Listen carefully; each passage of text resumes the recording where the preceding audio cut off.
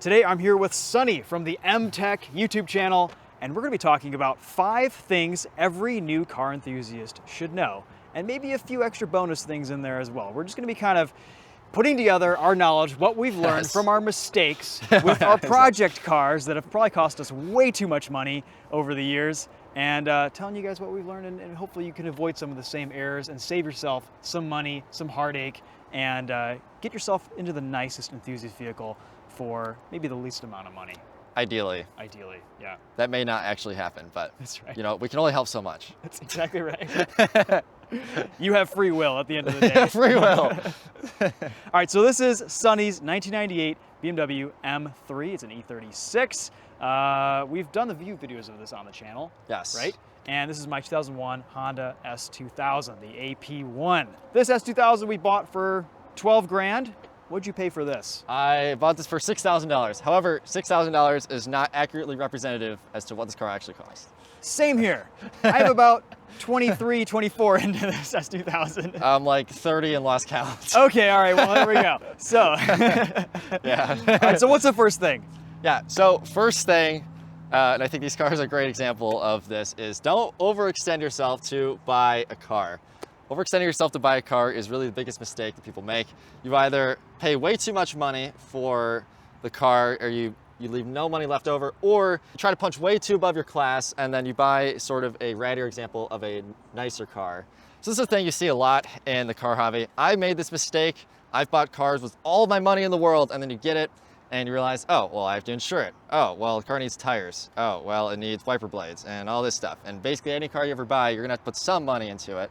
And if you leave nothing left over, you're gonna be too scared to drive the car, use it, and the car's gonna sit. You're not gonna be able to enjoy it, or you're gonna neglect it, and then the car's gonna fall apart, not protecting your investment. There's a bit of a balance here too. It's Yes. a delicate balance between buying a nice enough car that's not gonna have a lot of issues and getting something that's good value. Exactly.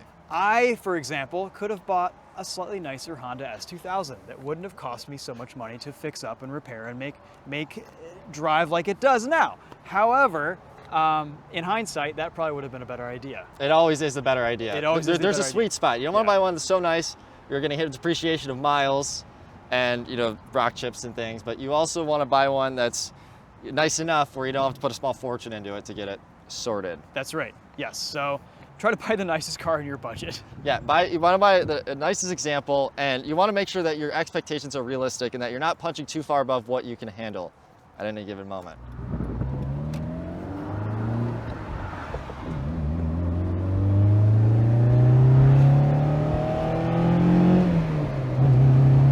Oh, what a great noise, guys. Okay, so second thing you should know as a new car enthusiast is you want to buy a car that is approachable. Buy something that, A, you can afford, like we said earlier, and you want to buy something that's, you know, reasonable. Don't buy a 500 horsepower extreme sports car as your first enthusiast car. You're not going to be able to handle it. Get something that's easy to drive and then you're not going to kill yourself in. Exactly. A low power car like an S2000 or a Miata or a BRZ, or even something like a Fiesta ST or Focus ST is a fantastic first option. Miata, yeah, BRZ. I actually think the Fiesta ST is one of the best entry-level enthusiast do-it-all cars. The Fiesta STs are incredible. Buy something that's approachable, something that makes sense that you know you can handle. You're better off learning how to drive fast in a slower car than to start at the high end and not be able to know how to use it. I can give a practical example. My M3 when I bought it was, well, frankly, way above my class. You know, even 240 horsepower, that car is a lot of cars, you know, for a 17-year-old. And honestly, I learned more about driving, daily driving my 2001 Toyota Camry for half a year than I did driving that car for 2. Because my Camry actually allows me to kind of use the limit of it on the road. You can throw in a corner, you get the tires to squeal, it's gonna understeer. The limits on the car are super low. Yeah, the limit of the car is super low. Yeah. Yeah, intersection could be the limit of the car. That's right. But having that experience really kind of opened my eyes to how it's good to feel out the limit of the car, because all cars are different at the limit, but they're also sort of the same. There are certain things that are kind of similar across the board, and it's a general feeling and intuition you'll start to pick up on if you're able to kind of really approach the limit, which you would be able to do much easier on a car with a little bit less performance.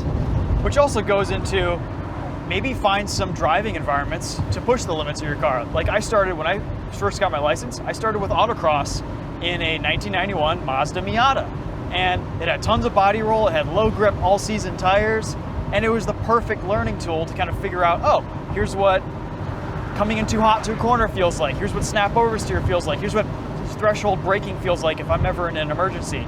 And 90% of what I learned in that Miata also translated to my Volvo 850, which was my first car. It just, you know, the front and rear wheel drive difference accounts for some difference in driving style and technique, but ultimately, when you're driving at the limit, a lot of those things carry over in terms of timing, turn-in, bravery.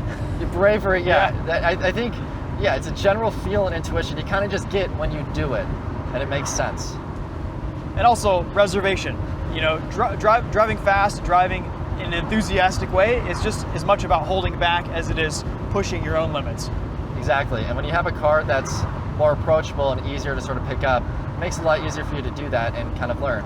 And I think a secondary point on this, which also sort of ties into the first point, is don't buy a project for your first car. Buy something that's easy. Like we said earlier, Fiesta ST, Miata, whatever. Buy something that you can reasonably afford and own and that you're not going to be worried about all of the time, because that alone is also going to give you a lot more confidence to really use and enjoy the car how it was meant to be. Yeah, for example, owning this S2000, it's been down a lot for maintenance. I haven't really been able to enjoy it much the last year because it's been in the shop for various things. And part of that was our own doing, part of that was, you know, just it needed a new clutch. The clutch exploded on track. So. Yes, and the new one feels great, by the way. And if you love wrenching on cars, that's great. You know, feel free to get yourself a project, but you're probably gonna be ending up spending more money and time on it than you would if you bought a slightly nicer example. Yeah, and just understand, you know, your limits of the project. Don't, you know, don't go out and buy an engine swap car for your first car and expect it to be easy peasy plug and play for everything. That's right. You know, buy something that you know that you can, you know, kind of get into.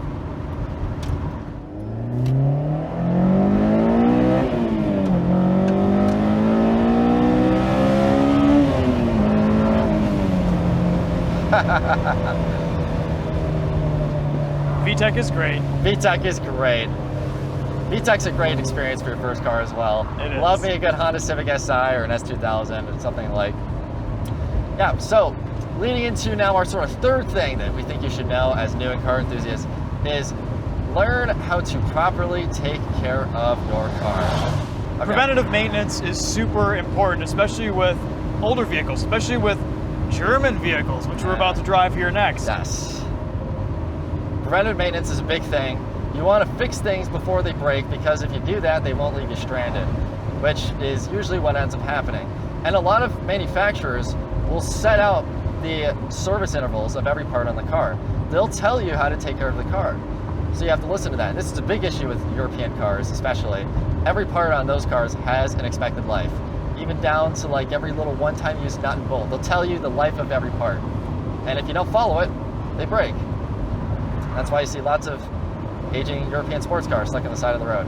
Also, there's a ton of documentation out there, videos, write-ups on forums, on YouTube, about how to fix and repair very specific things on your car. I know with this Honda S2000, I've done just about everything that the LHT YouTube channel recommends to do on S2000s, and it's great because they kind of walk you step by step through the process of repairing and fixing your own car. They have part numbers listed in descriptions or on forum posts. Utilize the internet, utilize ChatGPT for information on how to fix and repair certain things on your vehicle. 100%. Yeah, same thing goes with, you know, the E36 chassis. There's a whole series on YouTube breaking down exactly how to do a manual swap on one of those cars, which is what a lot of people do when they're doing a manual swap, which is what mine is.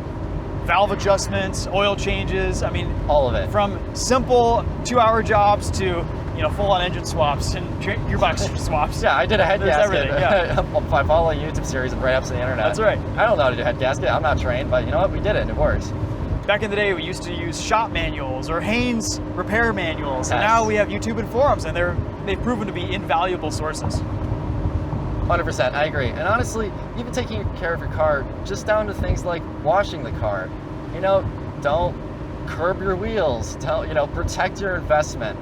Don't make bad choices with your car, and just generally upkeep it. Don't buy a $100,000 car when you live in an apartment and then go park it outside where it's going to get beaten down in the sun all the time. Or you add risk where it might get stolen or door dinged, you know, this, that, and the other. So really just learning how to take care of the car as a whole package. Maintain it, take care of it, keep it looking nice, keep it feeling nice. And it all comes down to protecting your investment and making sure that you don't waste a bunch of money on, well, junk and making mistakes. Which will happen anyway, to be clear. You just try to minimize how much of it That's right. you can do. All right, the next thing brings us into Sonny's E36 M3, which I have driven in quite a while. It's in gear. All right. So you've done a lot of this with this car. Yes. You want to put quality parts on your Enthusiast vehicle. Exactly. Which usually is just defaulting to OEM stuff. Manufacturers know what they're doing. They have big development and R&D budgets to research what parts go well on your car. And small aftermarket companies, though they may claim an improvement, often are not as good as stock OEM parts. I find that in most cases. Yes. This is a hard one because it's usually a lesson only learned through years of experience. And, well, making a mistake. That's right. But don't tell you we didn't tell you. Yeah, exactly. Don't tell you what we didn't tell you. I will say every time I've ever cheaped out on parts in this car, every time, without fail, it has bit me in the rear end and I had to redo it. Yeah. A lot of things I've done twice because I bought the wrong parts, didn't do it right the first time, or sometimes had people who didn't understand how to install the parts. Which is another thing too, if you're gonna install aftermarket parts, you gotta make sure that who's installing the part actually understands how it goes together. That's right.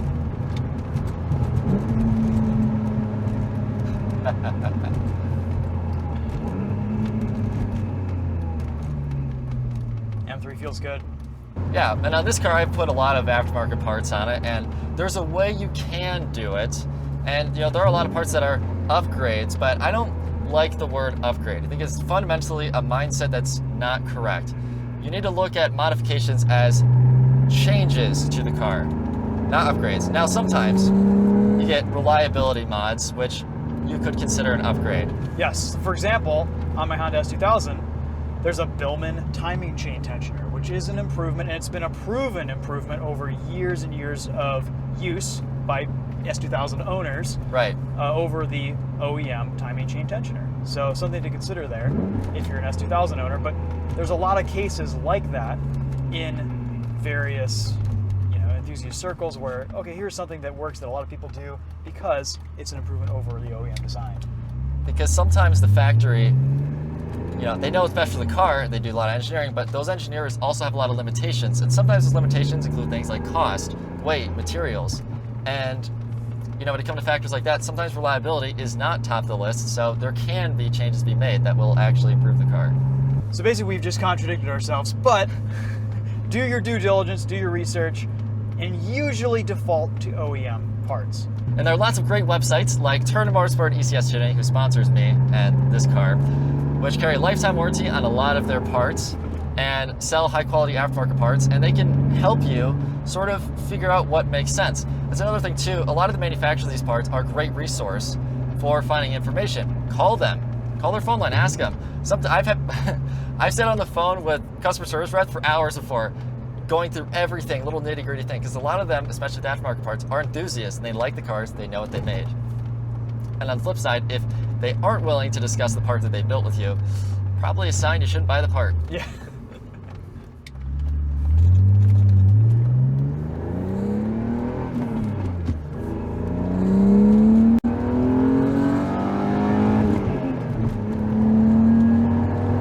What's next, Sonny?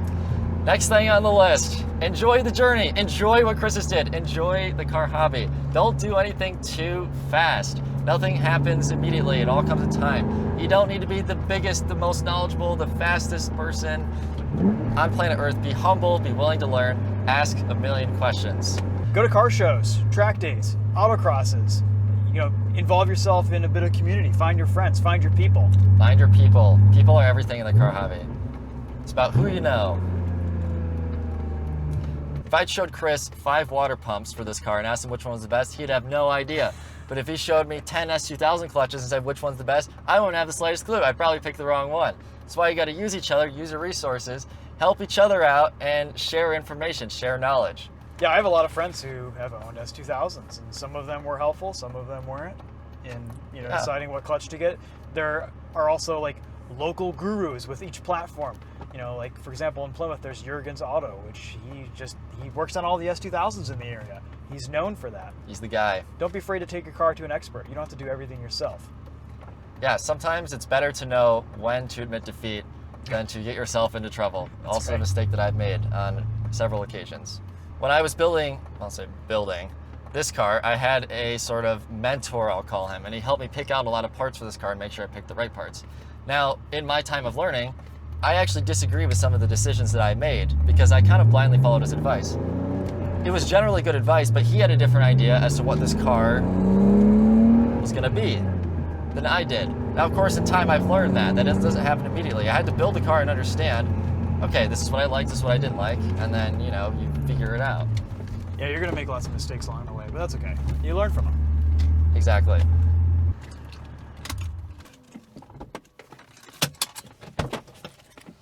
When you're getting into the car hobby, you're gonna make a lot of mistakes. We all did. This car is a great example of a lot of the mistakes I made, and this car is a great example of a lot of the mistakes that the TheTopher has made. But that's how you learn. You gotta go out there, you gotta make mistakes, you gotta have fun. Hopefully this video is just act as maybe a guideline per se, or a little helpful tool. Because there are some mistakes that aren't worth making. Kind of knowing that ahead of time and having a good start and a good foundation when you start the hobby, it's gonna set you up for an enjoyable experience in the automotive hobby.